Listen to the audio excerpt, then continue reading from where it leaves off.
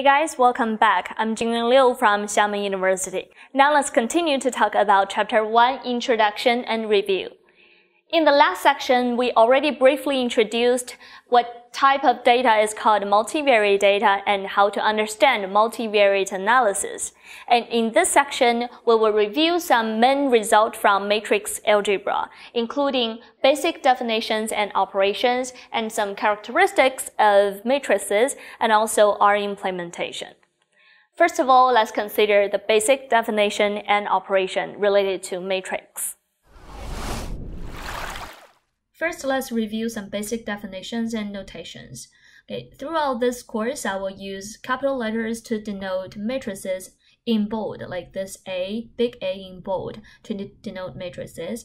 And I use small letters, the lowercase of the letters in bold to denote vectors. Okay, so for most of the cases, it refers to the column vector. Okay, and for small letters in regular format, which means the numbers or scalars here. Okay, and remember how to define the equality of matrices and vectors. That means you have to guarantee all the elements are equal. And how to define the transpose. That means you just change the rows and columns, right? Interchange the rows and columns. And symmetric matrix means the transpose and itself are exactly the same. Okay, so we also have some special cases for the matrices like diagonal matrix. Diagonal matrix means only the diagonal elements are non-zero, but all the off-diagonal elements are zeros. Okay, this only defines for square matrices, right? So square matrix means the number of rows and number of columns are equal. Right, and also identity matrix is a special case of diagonal matrix, which means all the diagonal elements are ones and off-diagonal elements are zeros. And also we have upper or lower triangular matrix. That means the corresponding shapes, for example, upper triangular matrix means the upper parts are non-zeros, right? And lower means vice versa. And also positive definite matrices or positive semi-definite matrices, which we call A larger than 0 or A larger than or equal to 0, means for any vectors, we have to guarantee the quadratic form here is always larger than 0 or larger than or equal to 0, right, to define those two matrices. Okay, some basic operations. Addition or addition here or subtraction means you just do element-wise addition or subtractions, right? And multiplication is slightly more complex. You should remember what do I mean by matrix multiplication. Okay, so you need to sum up the inner product between each row in A and each columns in B. If you forget them, just go back to your matrix algebra book. Okay, a scalar times A. Okay, that means a scalar times any element in A. And an matrix A times a vector A, a special case of this actually, right? And this is also a special case which yields a number or a scalar because this is a row vector, this is a column vector. But pay attention, if this is a column vector, this is a row vector, that will yield a matrix instead of a scalar here, okay? And sometimes this is called inner product between A and B. Okay, length of vector A. Sometimes we use length of A, okay? So this refers to L2 norm. Okay, so that means we have the sum of squares of all the elements in A and then take the square root. Sometimes you use the norm of A, L2 norm of A here. Okay, by the way, if I add a tilde at the bottom of A, that means I mean a vector. Okay?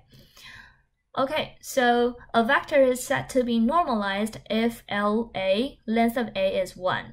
Okay?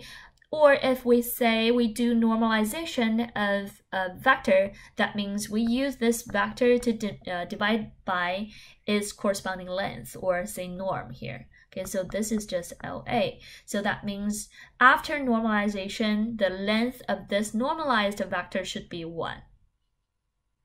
Okay, So angle between the vectors A and B, we define the cosine of the angle, which is this, right? So the inner product between A and B divided by the product of the length. Okay, so that means if this is A, this is B, then this should be the angle between A and B. And the cosine of this can be obtained by this formula here. Okay, you should feel familiar.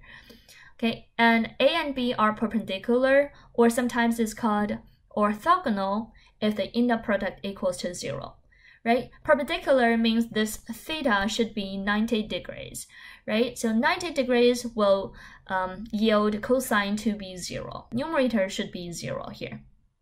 Okay, so the inner product should be 0.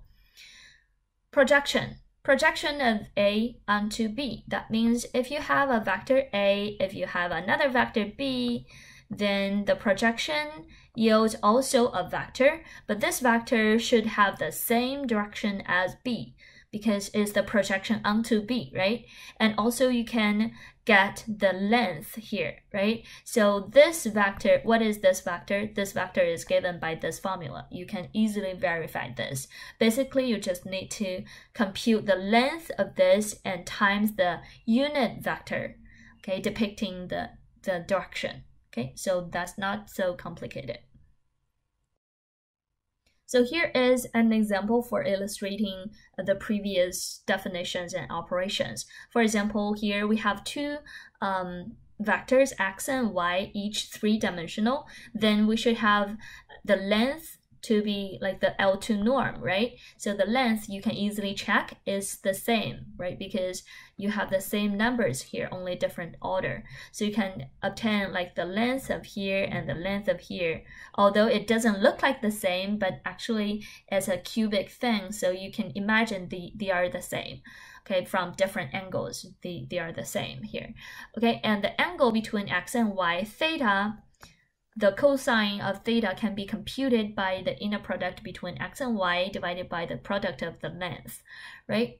And also you can project y onto x, right? And this z is a new vector denoting the projection, right? So you can see that z is in the same direction as x, but with different length.